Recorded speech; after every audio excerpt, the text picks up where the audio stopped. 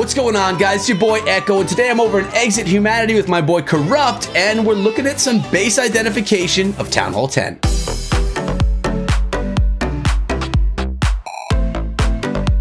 Corrupt, what's going on today, brother? Thanks so much for coming on the channel. It's been good, Echo. I'm looking forward to really teaching the entire Echo fam on base identification, one of the most important aspects of it.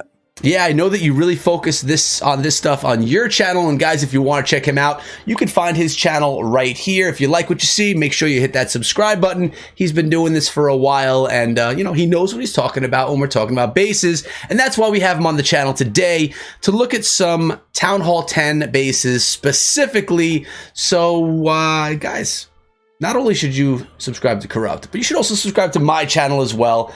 Hit the sub button, ring the bell for daily Clash of Clans videos. All right, guys, so the first base that we're looking at is right here, an anti-3-star design Town Hall 10. And as you can see, the 3-star did come in, and it was with a Quad Quake, Queen Charge, Lalo. Corrupt is going to walk us through how to take this base down.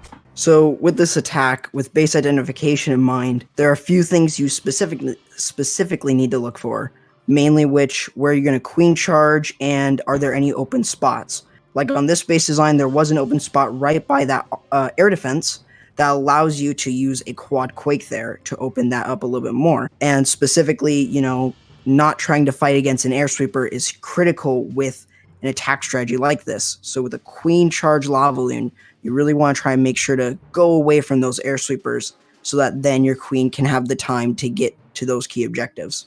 Yeah, a lot of times people underestimate the power of those sweepers because they don't cause damage, but they could really do harm to both your healers and any balloons in the attack as well. You can see from this one is that it's very easy for the Queen Charge to happen just because the air sweepers are pointed to one side of the base. Right, I see that. All right, shall we hit play and see how this goes? Yep. All right, so we're starting out with that little wizard over there and the queen in the eastern side of the base, starting some funneling, getting some good value out of the wizard, while the queen is just already going in there, trying to grab that 1-star from the town hall. We got that balloon, that Coco Loon coming in, trying to get rid of any air traps or air mines that may be in the way. And those healers are coming to town. Take it away, Corrupt. So the next thing that you guys really want to consider with this is setting the funnel. And I see this a lot in terms of failing a Queen Charge. Even I do this a lot as well. And it's just because either the king goes along with your queen or something else like that. So it's really important that you set that funnel so that then the queen goes in the right direction. Yeah, a lot of times, I mean, most failed attacks that you see are when the queen or whatever the attack doesn't go the way as planned. And that's really just funneling 101, which can be more difficult than most people say or think or feel. So what's happening right here? The Quad Quake is dropped. That Quad Quake was able to open up that small little section there, but since it's able to open just that tad bit more, taking advantage of that small compartment is going to be able to get a little bit more and get a little bit deeper into the base, such as getting the Queen, CC, and the Multi-Inferno. Yeah, I mean, it completely opened up the entire base. The queen could basically get everywhere inside of the base besides the king's compartment. I mean, she could reach everything from that compartment being open. Great value out of that Quad Quake. Now we got the slammer, right? Yep. And as he's going through, he's going to be using the hounds and the loons going through. He wants the hounds to tank for as many of those air defenses, specifically air targeting defenses, as possible. That includes a Multi-Inferno beam as well. Trying to make sure that, you know, getting through the rest of the base and getting through it fine is able to basically tank all of that and, you know, allow the loons to get through the rest of it, even if the Multi-Inferno is still going to be hitting at least 4 of those loons. Yeah, and I see the queen did go down, which we always hate seeing is a queen charge go down. But with that haste spell in the back pocket, the attacker was able to get those balloons quickly on top of the multi-target Inferno before they lost too many of those balloons. And I mean, at this point in time, it's just cleaning up the base, and there's no better cleanup in the game than Lalo with a few minions to help out as well. Yep. Just make sure that you can start it as early as possible. Once the loons and really all your Lalo portion goes in, once they clear aside, then start sending in minions just to clean up that, so that then you're not waiting on time to just take those out. Yeah, exactly. Especially when you're going in with a queen charge. Sometimes they take a long time to get the objectives taken out, and if you take too long, you could have a time fail. If you go too quickly, you may just go too quickly and not get the objectives out that you need to. So it's really a balance of time. So now we're looking at another Town Hall 10 base where the Town Hall is all the way out to the west. The defender's not even worried about that Town Hall. They're trying to prevent the 3-star stuffing a bunch of defenses in the center of the base. Corrupt, let me know about this base and why it was vulnerable to the Pekka Hog attack. Well, in terms of Pekka Hogs, one of the biggest things that you guys need to make sure that you do with this attack strategy is knowing the pathing of that wall wrecker. If you can take advantage of that and have, 1, 2 Pekkas going in along with your heroes, then you're going to be able to get a lot of great value. This includes a CC and Queen, which are going to be your key objectives. Yep, I see that. And, And I could see a lot of people making mistakes with the wall wrecker because the Town Hall is so far on the outside of the base. Pathing could be weird. So could they use a Stone Slammer against this base with the same attack strategy, or is it something you really want to bring the wrecker to? Usually with this attack, you want to bring the wrecker because you want to try and get as much value and as deep into the base as possible. Because really, you want this strategy to wreck a good chunk of the core. That just really allows your hogs to have easy pathing as they go through. Right, because as we all know, guys, in a hog attack, you want to hollow out a base so you can make either a C, a V, or some type of rounded, what's the word I'm looking for? Shape, I guess, for the troops to path around. Let's hit play and see how this one goes. All right, so our first Pekka with a couple of wizards behind her, starting things out in the east, and we have the king with another Pekka and wizard up in the north. Take it away, Corrupt. So as the wall wrecker goes through, we can notice with the pathing on how it's going, we're able to open up into a multi-inferno compartment, the queen CC. This allows us to get a lot of value from this and easily get a lot of good value. So it's really important to make sure that we really try and take a look at that specifically. Yeah, and it's cool that the wall wrecker came in from the east, heading straight through the base towards the west, because like I said, pathing can get weird when you're trying to figure out a town hall that's on the outside, at least for someone that's maybe a beginner attacker and doesn't really know how those wall wreckers work yet. But we have the queen dealing with the pups from that hound, and she does not have any healers on her, so she's going to be pretty low in health after this is all done. But the base, it's hollowed out. That weird shape I was talking about before has been done, and the hogs are coming in from down south. So as as the hogs start to move into the base, you're going to be using those heal spells over the multi-infernos, wizard towers, and a lot of point defenses, including giant bombs as well, since they are considered a splash trap. Yep, and you want to really look out for those areas of the base that have the gaps.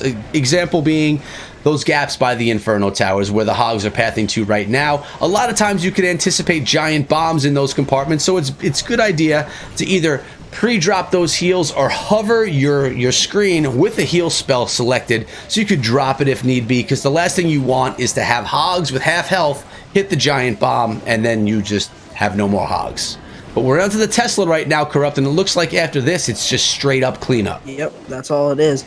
One quick rule of thumb, though, with your poison spells is you want to use your max level poison that you bring in the CC for the enemy CC, whether this be a damage or a tank CC like a Lava Hound.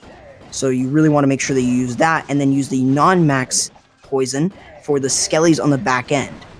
Right. So that's really a good rule of thumb to really try out and use. Yeah, a lot of people, they don't think about that second poison spell or whatever the composition of spells doesn't leave space for that. But those skeletons, although they're just skeleton traps, they can do so much damage to your hog riders. And at the end of the day, your hogs can go down from the constant beating from those skeletons and even maybe an enemy king chasing you around. So we're on the final base, another anti-3-star with the town hall up in the north all by its lonesome. And this base was taken down with a drag bat attack. Something that has recently been buffed in Clash of Clans. The dragons are now stronger, and the bats, well, they did not receive a nerf that many people were hoping for. I'm actually happy about that, to be honest. But Corrupt is a pro at drag bat. He does it a lot at Town Hall 11, so he's going to really be able to guide us through this attack.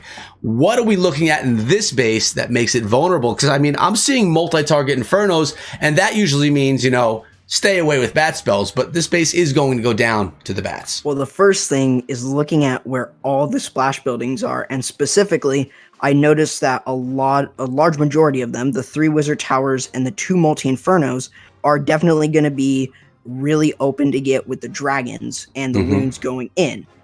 This then allows you to get only that last wizard tower, meaning that's the only splash building left on the base. The other thing is, the air sweepers are pointed on one side, really allowing you to have that opportunity to get all those splash buildings. Yeah, it seems like a weird design, but when you actually look at where all the wizard towers are, if you could take them out with the first part of your attack, bats can just cruise on through. I'm really curious to see how far and how much value the attacker gets out of these bat spells. In this one, let's take a look at it. All right, so starting out with some balloons. This is just trying to path out the base a little bit, get rid of any air mines, and it actually does lure some air mines there as well. But why start out on the outside of the base? What is the attacker doing with this baby dragon? Specifically, he's trying to set the funnel on one side with the baby dragon, and then on the other side, he's using the heroes, using a Sui hero to set the funnel. And that is what's really critical about dragons, is you want to funnel them so that then they're not staying on the outside of the base. Yeah, that's the worst thing that can happen, is if your troops all just go to the outside with many different strategies. I like how the queen is most likely going to be taking out one of the air defenses on this as well. There she goes on top of that now. And just like you said, narrowing things down so the dragons go into the center of the base with power and don't stray to the outside. All right, so we have the Hound coming in right now with those dragons in behind. And this is where you're talking about all the splash getting taken out, Corrupt. Yep, so you can see the dragons and also the balloons have an easy pathing over there. And if we see the Stone Slammer is going into that other multi-inferno to take that out. And now all the splash buildings are taken care of except for one, which is that wizard tower. Yeah, and that's what the there's 2 freeze spells. You probably don't even need both of them, but 2 freeze spells in this attack, which are going to be able to take down that wizard tower easily. And I noticed dropping it right on top of the base, not on the outside, which is something different. Why do people do that instead of dropping them outside the base? Usually bat bombs are going to be able to get a little bit extra value in terms of taking care of the splash immediately rather than working their way to it. So usually it's a better option to use Rage, Bats, Freeze, and taking out any splash buildings. Right, and I'll tell you what, that worked out really nicely. When I use bats, I typically drop them on the outside of the base, and it's 50-50 on if it all works out for me or not. That's probably because of my timing drops on the freeze spells, but that worked out beautifully for General Pepper right there. And, I mean, tons of dragons left over. I don't know if he lost one dragon in this attack. I don't think he did. Yeah, that's pretty impressive stuff. I mean, this base was smoked by Drag Bat, but like you showed us in the beginning, it was really vulnerable to it because all the splash was down in the south. So I hope you guys enjoyed my video today with Corrupt doing some base identification of Town Hall 10.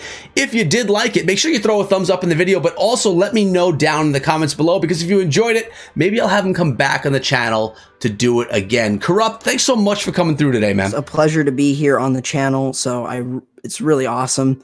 And as you said, feel free to check me out. And I do a lot of different guides. I talk about base identification and exactly how you guys can use the attacks while breaking them down, and even a little bit of drawing on the screen as well. Drawing on the screen. If you want drawing on the screen base identification, head on over to his channel and give a sub. Remember to subscribe to this channel as well. Before you leave for the day, make sure you check out this video as well, because it's going to help you become a better clasher. Thank you all so much for coming through, and I'll see all of you back here later on today with another video. Until then, be good.